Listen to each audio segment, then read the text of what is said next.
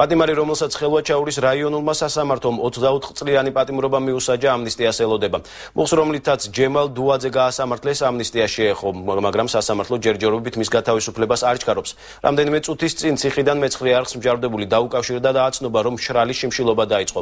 პატიმარი სასამართლოს გადაწყვეტილებას აპროტესტებს. სასამართლო და მოსამართლე კიდევ ვერ არის გამოსული არედან, როცა დამოუკიდებლად უნდა მიიღოს გადაწყვეტილება.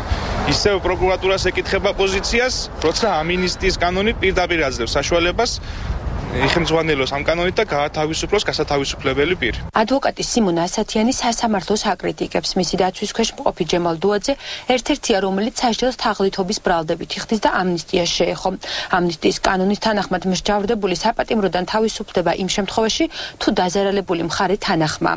ჯემალ დუაძის საქმეში დაზარალებული აჭარის ეკონომიკის სამინისტრო თანახმად დუაძეს ამნისტია შეეხოს, თუმცა რამოდენიმე დღის წინ გაირკვა, რომ ხელვაჩაურის სასამართლომ მიმართა მოთხოვნით მთავარ პროკურატურას, საქართველოს მთავარ პროკურატურას, იმასთან დაკავშირებით, რომ გაეგო ზოგადი მიდგომა, როგორია სახელმწიფოს ზოგადი მიდგომა, როგორია ამინისტიის შესახებ, გამომდინარე იქედან, რომ ამ საქმეში კონკრეტულად დაზარალებულ მხარეს წარმოადგენდა სახელმწიფო. პატიმარი, რომელიც ამნისტიის კანონით გათავისუფლებას ელოდება, სასჯელს ქსნის მე-15 დაწესებულებაში იხდის.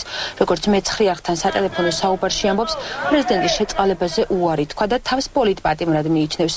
ამბობს, რომ ფიზიკური და ფსიქოლოგიური ზეწოლა 2007 წლის ნოემბრიდან დაიწყო, მას შემდეგ, რაც გაერთიანებულ ოპოზიციას შეუერთდა. უნდა იყოს ფსიქოლოგიური, ფიზიკური, მორალი მუქარა, კონსტიტუციური უსაფრთხოების დეპარტამენტის მხრიდან, ეს ხდებოდა თემურ პატარიძის მხრიდან, დათანხმებას ეგრეთ წოდებული მასტერას მხრიდან. ისინი მემუქრებოდნენ, რომ ჩემს 1 კილოგრამ ნარკოტიკულ ნივთიერებას ჩამიდებდნენ. ისინი მემუქრებოდნენ, რომ იცოდნენ ჩემი შვილები სწავლობდნენ სკოლაში. ჯემალ დუაძე თაღლითობის მუხლით გაასამართლეს და 24 წლიანი პატიმრობა მიუსაჯეს. სასამართლოს პრესამსახური ოფიციალურ კომენტარს არ აკეთებს, თუმცა პირად საუბარში ამბობენ, რომ მხარებს დოკუმენტები სამართლებრივად მოუწესრიგებელი აქვს და როგორც კი საჭირო დოკუმენტებს მოაგროვებენ, სასამართლო გადაწყვეტილებას მიიღებს.